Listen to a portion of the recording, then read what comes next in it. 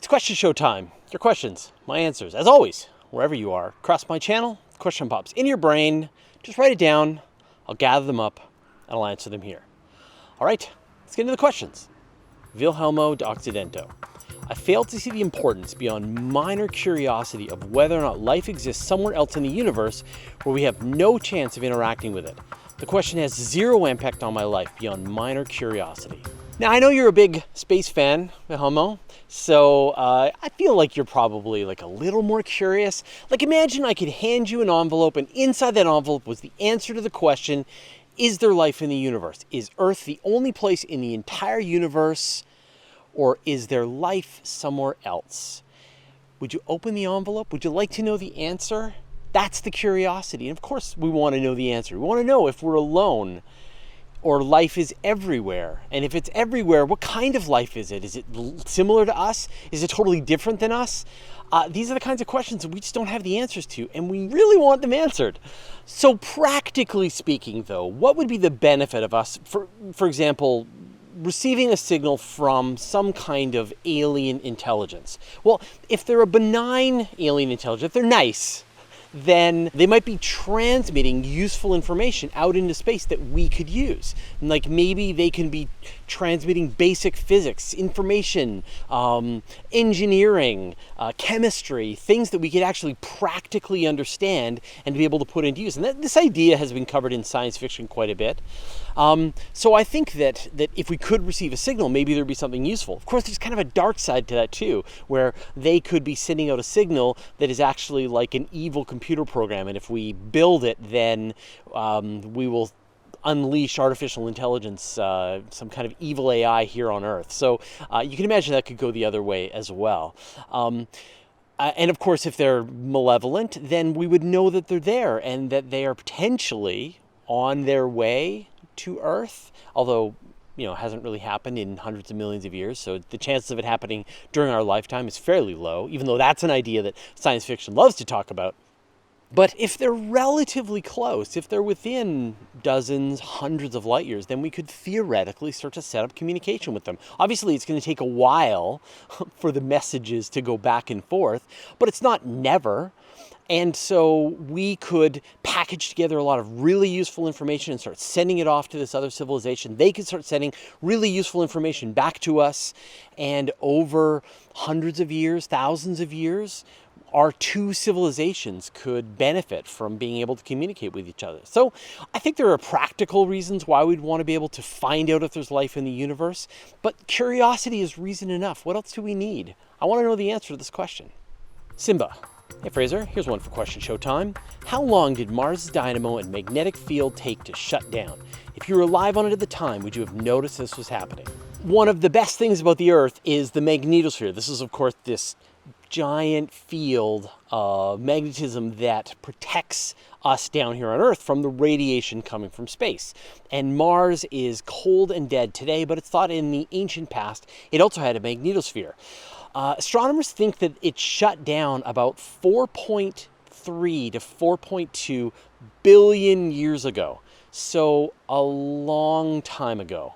And when you think about how the solar system itself only formed about 4.5 billion years, Mars only had a global magnetic field for a few hundred million years until it had cooled down and its internal dynamo just shut down.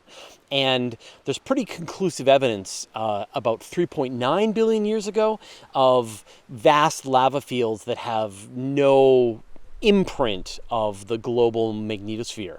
But how long did it take? How cool is Mars today? This is one of the big questions, and this is one of the big reasons why NASA sent the Mars InSight mission to the Red Planet, to actually put a temperature probe into Mars and to measure how the temperature is leaking out of the center of the planet. And as you probably know, unfortunately, InSight has been trying to hammer this temperature probe into the Martian regolith, and it keeps kind of bouncing around. And then finally they were able to put the shovel on top of the probe. They were able to get the probe below the regolith, so they couldn't see the probe anymore, but it still looks like it's bouncing around and not actually able to dig in and go down. And it needs to get down several meters before it can start to really properly measure the temperature of Mars. So the question that you're asking really is one of the most important questions about Mars, and we just don't know the answer, and we probably won't know the answer until InSight can deploy that temperature probe and we can find out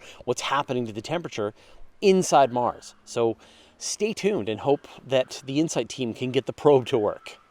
Victor Gallagher.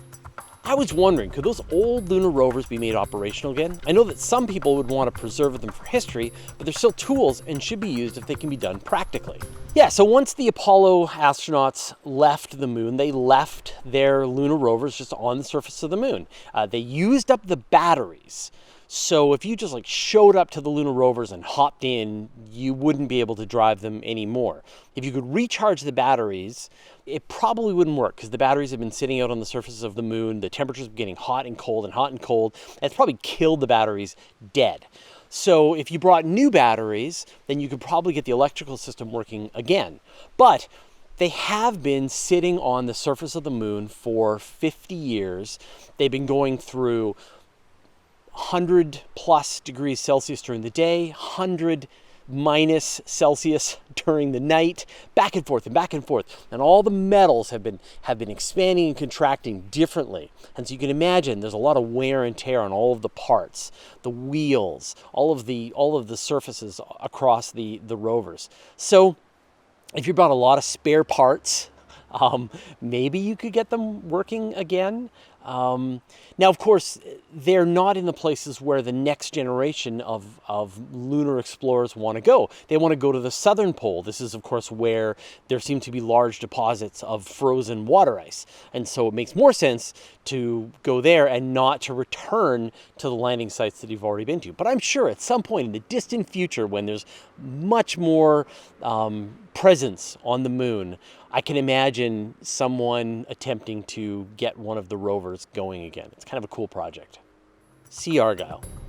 If a star was ejected from a galaxy, would it take all its planets with it? If the solar system remained intact, is there any disadvantage to life outside of a galaxy? So you have to imagine the kinds of scenarios that would cause a star to be ejected from a galaxy. It's a fairly violent affair. I mean, one possibility is the star gets really close to the supermassive black hole at the center of the galaxy, and then it goes through some kind of three-body interaction. It gets kicked out of the galaxy. And of course, as it's just going right past the supermassive black hole, it's experiencing tremendous forces. The planets might get torn away, thrown off into space in their own directions, or go into the black hole. So that would be bad. Maybe you have a star that's in some kind of binary system with another star, and the one star goes off as a supernova and totally slingshots the star out of the galaxy. And once again, that would be pretty bad. It would probably vaporize the planets if you're within a few light years of the supernova going off. So that would be rough. I think the only feasible way that you're going to get a star to gently leave a galaxy is if some intelligent civilization is actually pushing it. There's this idea of a Shkadov thruster, like a star thruster, where you can put a mirror on one side of a star and use the gravity of the star and the light pressure of the star to pull it around. And then, as you're slowly moving the star faster and faster away from the galaxy, you would assume the planets are going to come with it, because you could move, say, 10% the distance of the entire galaxy over the course of 1 billion years. So the acceleration forces are very slow, and that would bring the planets with it. But for the kinds of events that will kick stars out of galaxies, I can't imagine the planets surviving that very nicely. You wouldn't want to live there when whatever happened. Horth SMS. Question for you. If both the US and China launch a mission to Mars on or about the same day, will the leading mission, one launched first, interfere with the trailing mission, the one launched second? How many hours wide is the window of opportunity in which both missions must launch? Space is really big, so there's plenty of room to launch hundreds of missions at a time, and within a couple of days, no problem. And they're not going to really bump into each other unless you intentionally aim them at each other. They're not going to cause some kind of vapor trail that's going to cause the other spacecraft any kind of problem. So, and again, a mission to Mars, one mission could land on Mars, and then a day later, an hour later, another mission could land on Mars, no problem. The only issue that you might have is if you're going to the moon. It's believed that when a rocket lands on the moon, it's going to kick up a bunch of this dust that's on the surface of the moon. And so you can imagine all of this regolith kind of forming this cloud around the moon. And so the next spacecraft that's orbiting around the moon and is going many kilometers per second is going to be impacted by all this debris, and it could cause damage. So you would want to space when missions are landing on the moon until you have a proper landing pad that isn't going to kick up regolith. But for going to Mars, no, there's no problem. Harlock MBB. Hey Fraser, some space probe missions take over 10 years to reach a planet. That's way too much time. What would it take to shave the journey duration? We can, for example, put the probe and a mini rocket in orbit and assemble them together. So there are a bunch of issues that define how long it's going to take a mission to get to another planet. And again, you know, you got to play Kerbal Space Program. You got to think in orbits, think in circles, man. And so you don't just like point your rocket at the destination that you want to go, fire your engines, and you just go there. You're going on these great big ellipses. You're going on circles around the sun. And so Earth is on one circle, and if you want to get to Saturn, that's on a much bigger circle, and you've got to go follow a elliptical path that takes you, that intersects the orbits of both Earth and Saturn. And so you're spending a lot of time, which looks like, even though you are actually going towards Saturn, you're spending a lot of time on this big long curve that's bringing your orbit up to the orbit of Saturn. Now, if you just want to do a flyby, then you can go really fast. You can go as fast as possible. Take the tiniest probe, put it on the biggest rocket, fire it as fast as you can, and maybe you're going tens of kilometers per second as you zip past Saturn or Jupiter or whatever you want to do. And of course, we know like flybys are fine the first time. We had a flyby of Pluto. That was fine. It was great. New Horizons. But what we really want is we want orbiters. And if you want to have an orbiter, then you've got to be able to slow down when you arrive at your destination, which means you've got to take a more gentle trajectory, or you got to have a really powerful rocket so you can turn your ship around and then fire your rockets again to slow yourself when you're arriving at your destination. So there are some other tricks that you can use to get faster to your destination. You can use slingshots. So you can use, say, the gravity of Jupiter or the gravity of Saturn to make your spaceship go faster. You can even use some of the inner planets. You use Venus, Earth, Mercury to do gravitational slingshots as well. And so when mission planners are trying to figure out how long it's going to take for them to go, they've got a certain budget that they can use. Do they have a few $100 million? If so, they're going to have to use a smaller rocket. They're going to have to take a longer path. They're going to have to incorporate a whole bunch of slingshots to finally reach their destination. Have they got lots of money? Have they got billions and billions of dollars? Can they afford a Falcon Heavy? Could they afford an SLS? Now you can go on a more direct path. You don't have to use all of those slingshots to be able to get to your destination. And you're right, in some future we can imagine refueling, where your various parts of your spaceship launch, they get refueled in space, and then they're able to, they didn't have to use up a bunch of their fuel just getting into orbit, and then they can make a direct path to there. So we're still working this out. We're still waiting as rocket prices come down and down and down year after year, and we might see much quicker trips to some of the outer planets as these more powerful rocket systems, more reusable rocket systems, refuelable rocket systems come online. But until then, you want to go to the outer solar system, you're looking at a decade or more just to get there. Mr. Villalobo, in this video, you said there's the possibility that dark matter is made up of a zillion tiny black holes. Just punch a hole in that theory, all pun intended. Isn't it true that the smaller a black hole is, the shorter a lifespan they have? Wouldn't they have been able to last the 13 billion years that the universe has been around? Yeah, so the idea of dark matter being black holes, they would have to be this kind of black hole called a primordial black hole. And these are the ones that were formed, theoretically, right after the Big Bang, when the entire universe was incredibly dense. And there would be almost like folds, over densities in space-time that were so dense that it would just be filled with little black holes. And then as the universe expanded, those black holes were free to roam around the universe. And you're right. The idea is that those primordial black holes would be evaporating thanks to Stephen Hawking's theories about black hole evaporation. And so over the 13 billion years that these things have been around, any black hole that's less than about 100 billion kilograms will have evaporated already. And just to give you sort of a sense, that's about a 300 meter sphere of water's mass. So it's a lot, but it's not a lot. And then all of the ones that are more massive than that would still be out there just roaming around in space. And astronomers have come up with lots of really clever ideas on how they might be able to detect these primordial black holes using things like microlensing, sort of just watch the light of a whole bunch of stars and see if every now and then the light dims a little as a black hole passes in front, searching for some of these primordial black holes that could be in binary relationships with other stars. And if you could eventually find a black hole that is in some binary relationship with a smaller star and its mass is below the minimum mass that should be possible with the black hole, that might be evidence that you found a primordial black hole. I should probably do a video about just the different ways that we might detect primordial black holes. Anyway, great question. Minx C3.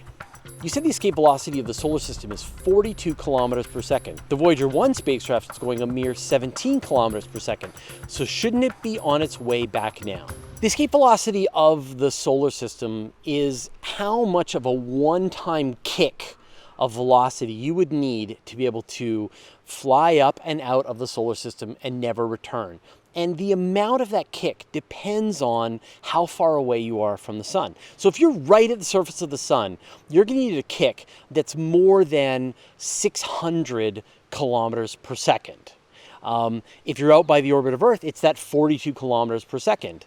Now, if you are able to launch from the Earth and you're able to take advantage of the fact that the Earth is going around the sun at 30 kilometers per second, then you only need about another 12 plus kilometers to be able to actually escape the solar system. And so imagine the solar system is this great big hill that Voyager is climbing out of. And it's still going 17 kilometers per second, but it's going slower and slower and slower as it's getting farther and farther away from the sun. The sun is trying to pull it back down into the solar system. But the speed that it has means that it will never be able to pull it back into the solar system. So Voyager is just going to keep on going until eventually it escapes the pull of the solar system entirely and just goes into orbit around the Milky Way. Jason Collins. If on the way to the center of Jupiter with a futuristic probe where atmospheric pressures become liquid, is it possible to have life in this ocean? Can life live in such pressures? Jupiter is a really inhospitable place for life as we understand it. Once you go down really just a few hundred kilometers into Jupiter, the temperatures increase because you've got all this gas under pressure, under Jupiter's immense gravity. And so you need to have a life form that could exist on hydrogen and helium and be under incredible temperatures and pressures. So it doesn't seem that likely. It seems the only possible place where it might be, there might be life on Jupiter would be up in the cloud tops. But then you have another challenge as well, which is that Jupiter is made of hydrogen and helium. And so imagine you had some life form like a bacteria or whatever.